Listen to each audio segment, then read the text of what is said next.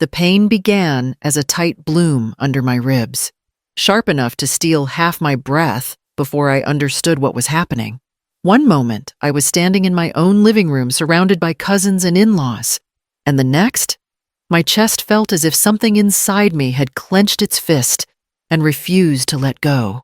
I remember gripping the arm of the chair, trying to steady myself while the voices around me blurred into one dull hum. My name is Maribel Ashford. I am 72 years old. And in that moment, I knew something was terribly wrong. I turned toward my daughter, Lydia, who stood by the coffee table rehearsing some story for our relatives. My voice came out thin and broken. Please, call 911. She spun around, her eyes flashing irritation instead of concern. Stop overreacting, she yelled, loud enough for every person in the room to hear. Conversations halted. Forks paused halfway to mouths. No one stepped closer. The tightness in my chest deepened until it felt like a weight pressing me toward the floor. I reached a trembling hand toward Lydia again, hoping the second plea might break through whatever wall she had built between us.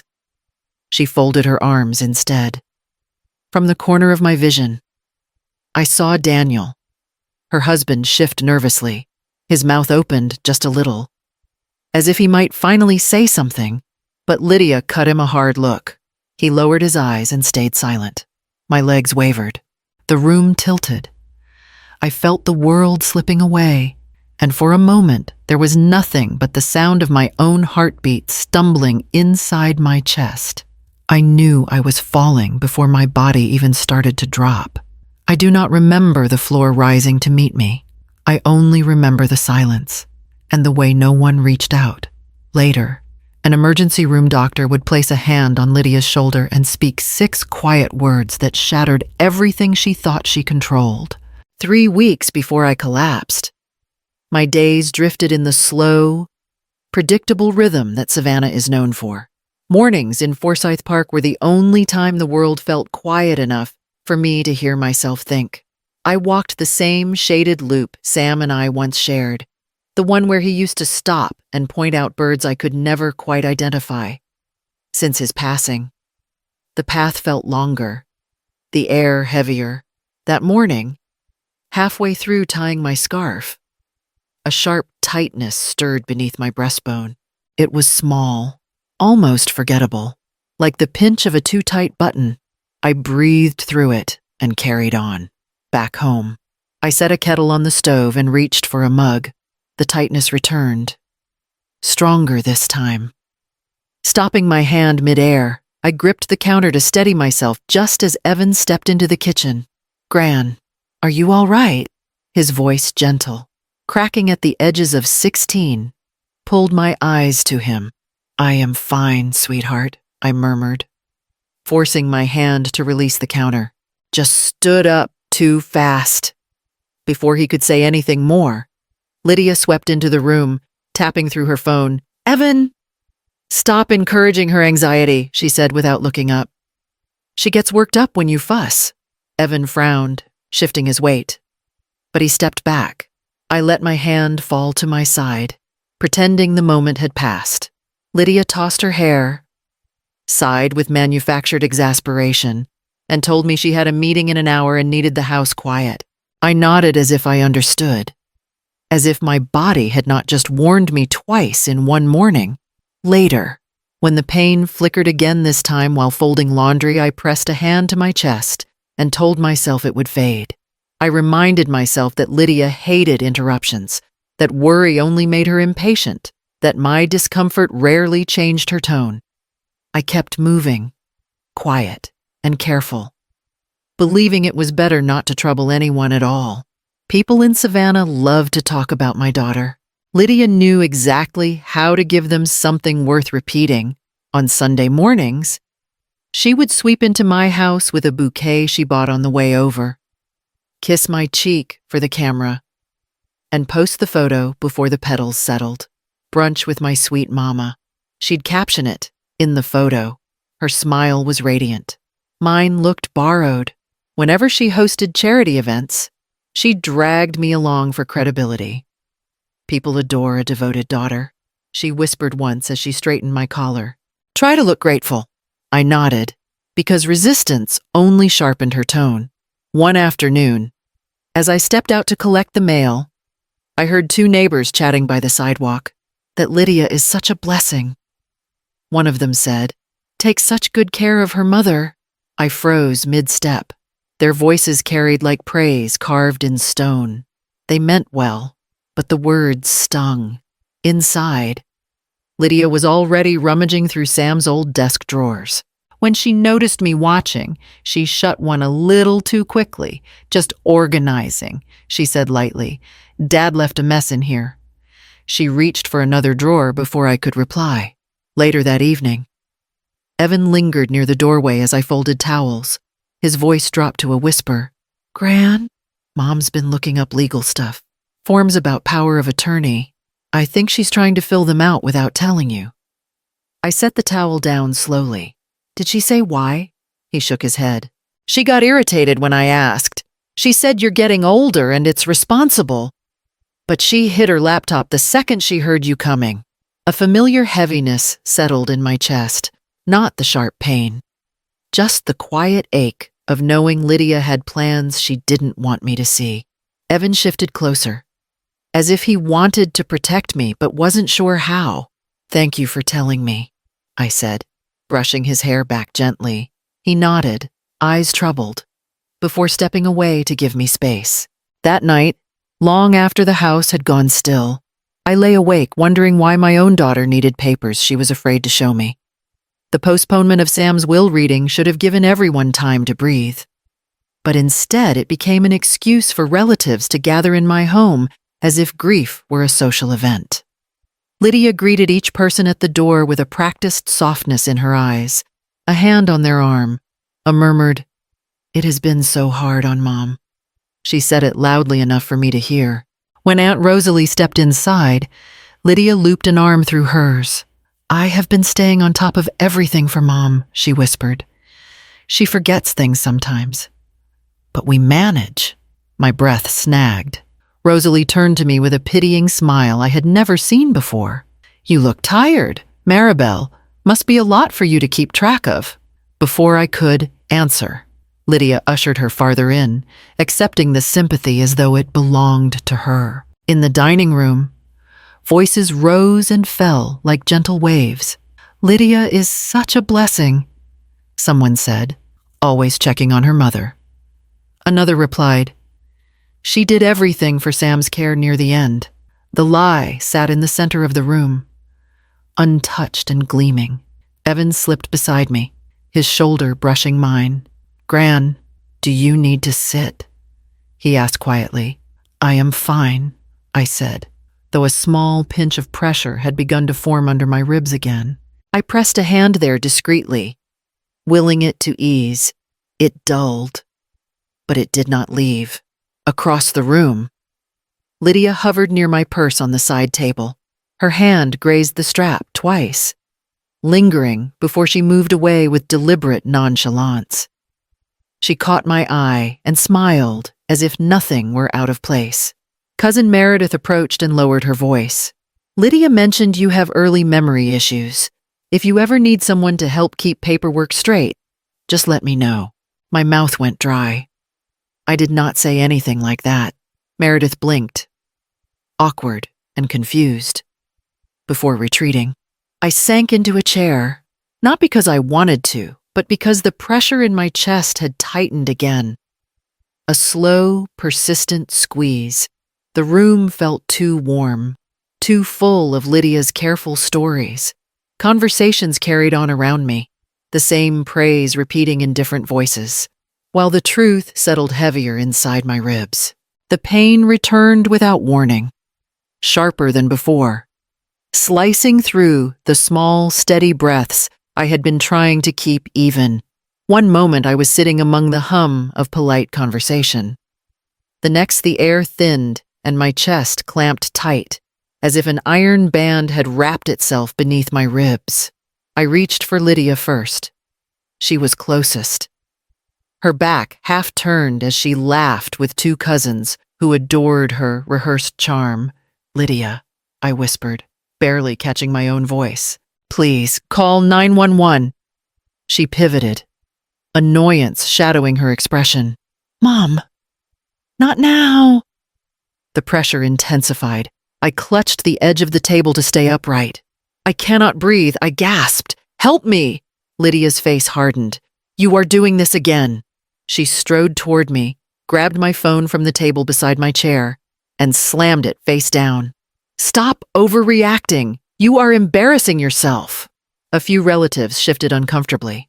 Daniel took half a step forward, eyes wide. Lydia!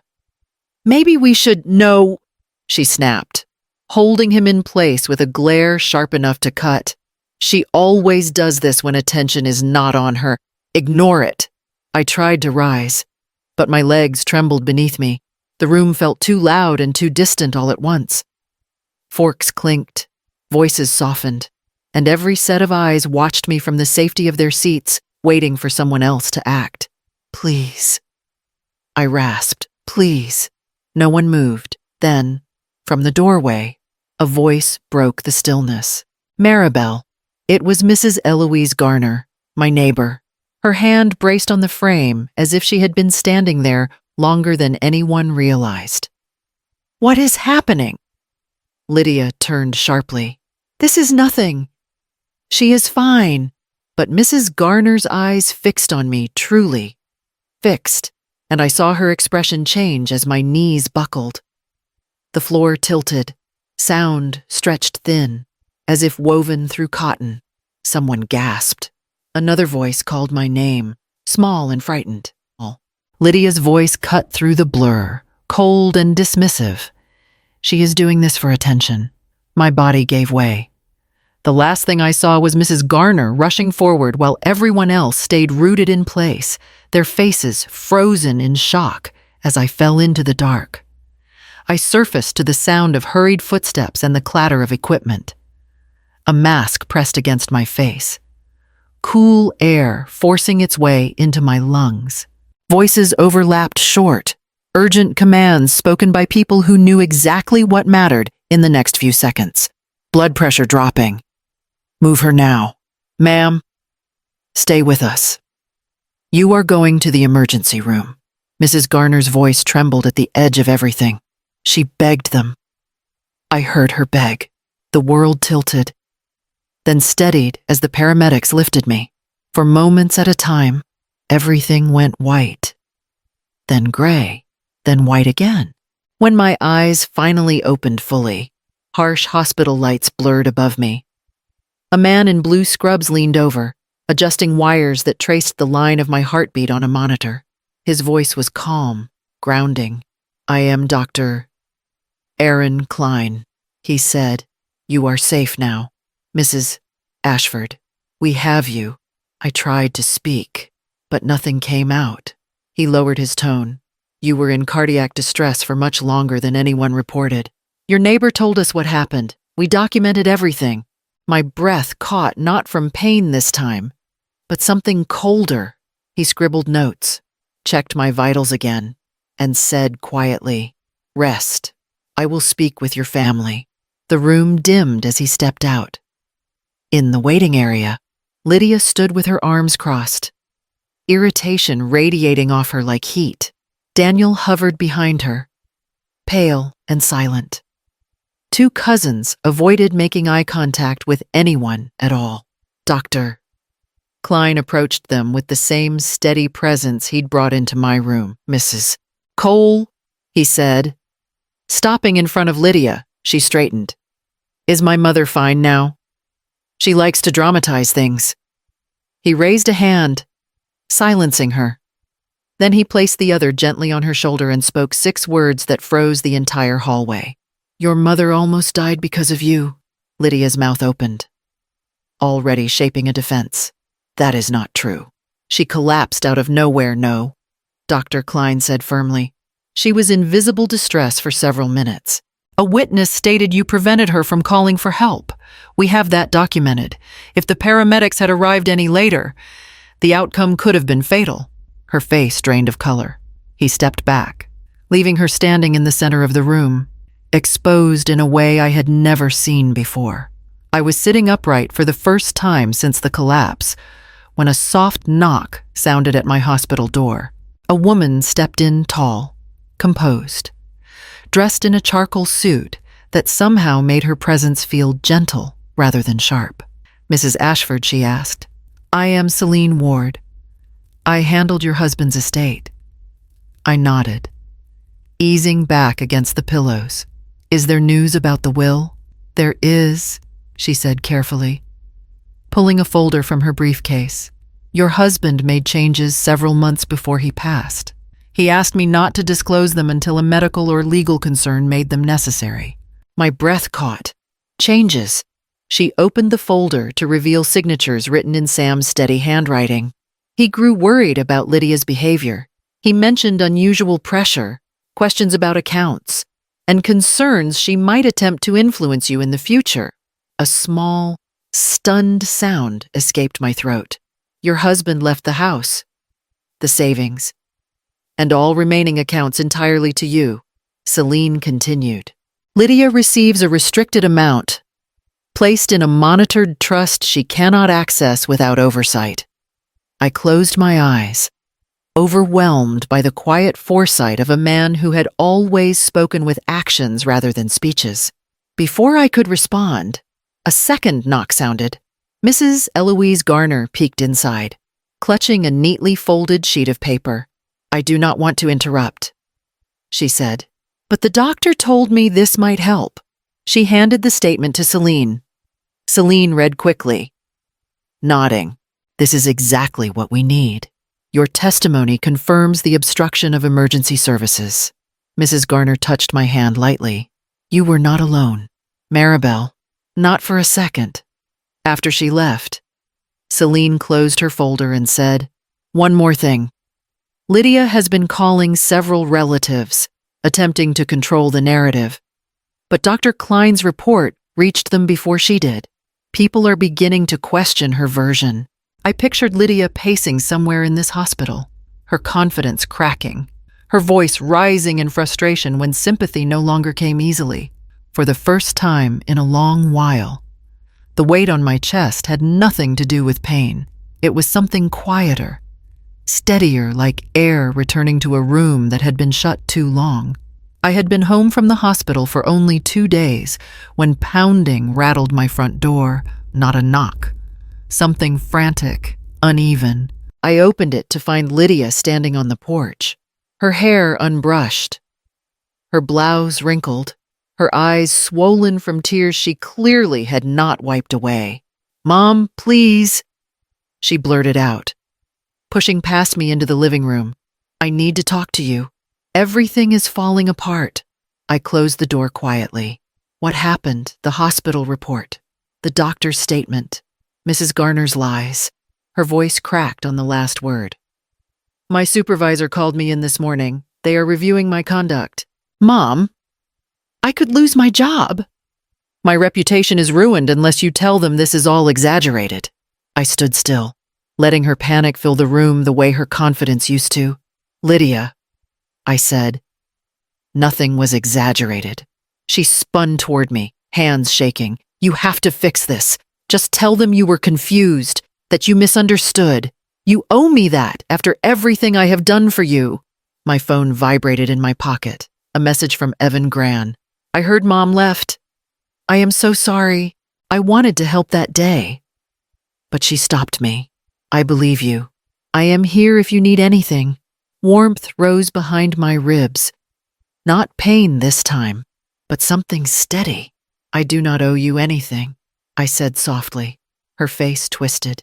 "How can you say that I am your daughter? For a long time, that was the only reason you ever needed," I replied. "But not anymore." She blinked rapidly, waiting for me to crumble, to soothe her, to fall into the rhythm we always had. I did not. "I have 3 conditions," I said, "if you want any chance at rebuilding trust." Lydia stiffened. "Conditions. You will complete long-term therapy with someone who understands control and emotional manipulation." She scoffed. "You are being ridiculous." You will sign a written statement acknowledging what happened the day I collapsed. And the financial pressure you applied after your father died." Her eyes widened. "Absolutely not. And you will not contact me unless I reach out first. No surprise visits. No calls. No messages." Lydia's disbelief snapped into anger. "This is dramatic." "Mom, you are taking advantage of the situation." I stepped closer, steady on my feet in a way I had not felt in years. "Dramatic. You watched me collapse on the floor.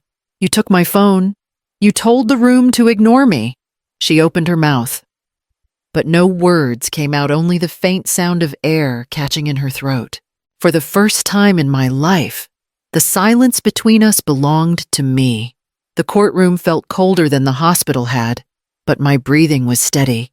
Lydia sat across the aisle, shoulders curled inward, her lawyer whispering frantically in her ear. She would not look at me. She kept her eyes fixed on the table, as if the wood grain might offer her a version of the truth she preferred. Judge Carmen Holloway adjusted her glasses and spoke with a clarity that left no room for misinterpretation. "After reviewing the medical reports, the witness statement, and the documented obstruction of emergency services, this court finds that Mrs. Cole's actions constitute reckless endangerment." Lydia's head jerked up.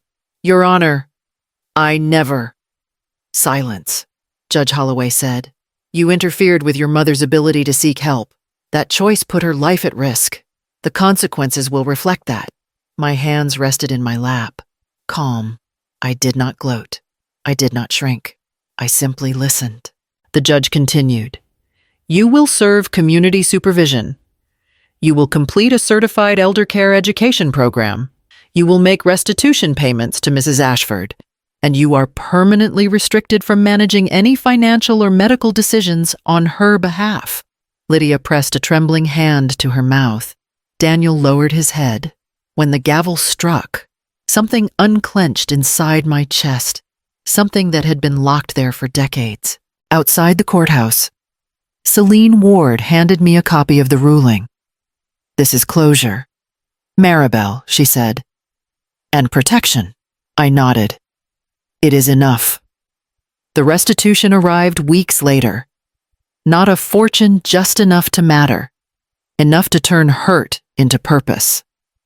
I met with a local outreach worker and created the Ashford Response Grant, a small fund to help low-income seniors get emergency evaluations when they felt unseen or unheard. Some cases needed only a ride to the clinic. Others needed blood pressure checks or medication fees. Each one felt like a stitch repairing something inside me. When the local paper ran a small piece about the initiative, Lydia saw it. She sent one final message, a shaky paragraph about how unfair it was to be erased from her own mother's achievement. I did not write back. I blocked her number and let the silence settle where her voice used to live. One evening, beneath the long shadows of the Savannah Oaks, I stepped onto my porch and breathed air that felt brand new. My life was mine again. Quiet. Steady. Unburdened. If you felt this story in your chest the way I once felt my own warnings, tap like, leave a comment, or subscribe so more people can find stories that remind them they are not alone. I closed my porch door gently, the night warm around me, and let the stillness welcome me home.